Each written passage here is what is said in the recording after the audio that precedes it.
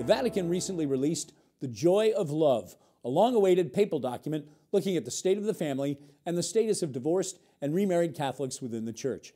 I spoke with Springfield Roman Catholic Bishop Mitchell Rozanski for his perspective on the meaning and impact of this pronouncement from Pope Francis. Really, Pope Francis has set the agenda when he wrote The Joy of the Gospel, and he talked about accompaniment. And so what's all through this letter on the family is the Church accompanying families, realizing that today, in today's world, so many complex situations, so many complex family situations, and Pope Francis is asking us who minister in the Church to be open to those complex situations, reaching out to people, realizing that life is not totally black, totally white. There's many shades of gray.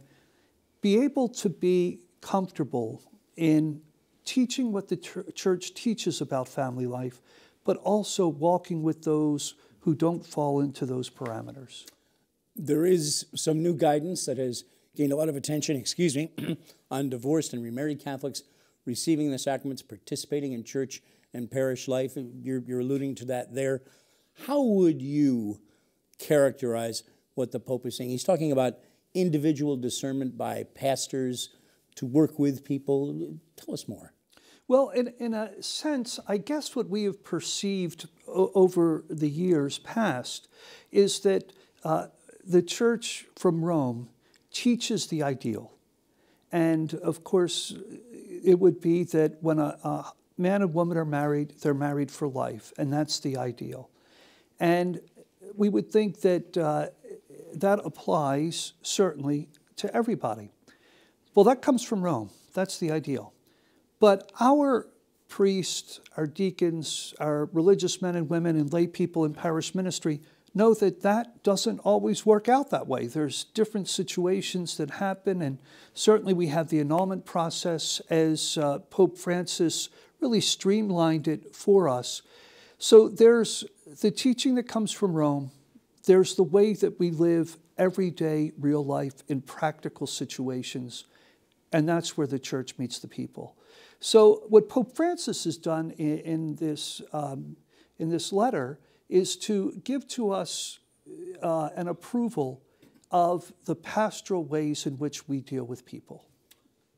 There was some hope, and I think ultimately perhaps some disappointment, that there really isn't anything specifically that I've noticed in the document addressing the issue of gay Catholics and same-sex marriage, and a very difficult issue for many people.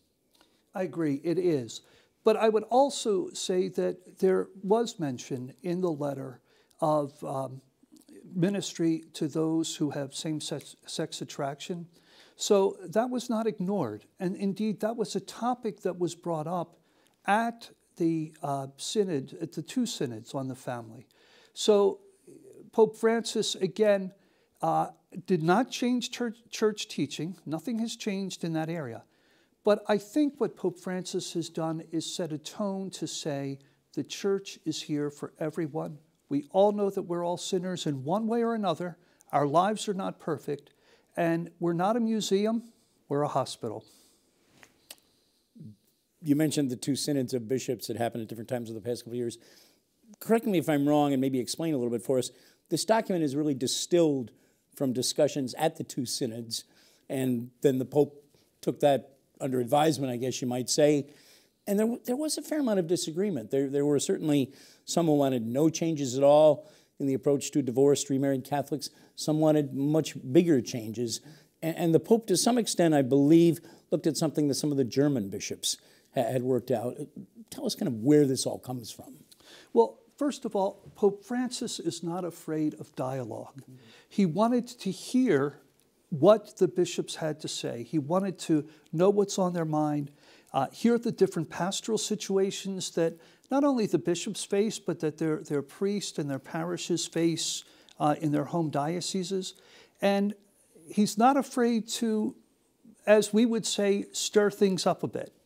So from those discussions really comes the beauty of this document on family love that Pope Francis has put out. So that document is really based in those two synods on the family that we had in these past couple years, and it's based on the teachings of the Church from time immemorial. But Pope Francis sets a very pastoral tone, and I think that's what the German bishops were asking for. When we approach divorced and remarried people, as Pope Francis himself said, they're not excommunicated. They are part of the Church. And that's what the German bishops wanted to emphasize. This Pope clearly does, and I suppose part of it's in his training as a Jesuit. He likes a good discussion, a good debate, and seeing what others have to say, it seems. And I think that it energizes him to especially address the pastoral issues, because he is a people person. When he was Archbishop of Buenos Aires, he rode the subway like everybody else. He was in the barrios. He was in the poorest sections of town. He was encouraging his priests and his religious to be part of the lives of the poor, as he himself was.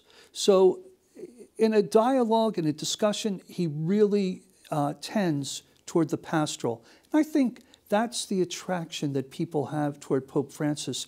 They really pick up that pastoral side of him. Bishop Rozanski, thanks for coming in. Thanks for your time, sir. Thank you so much. Good to be with you today.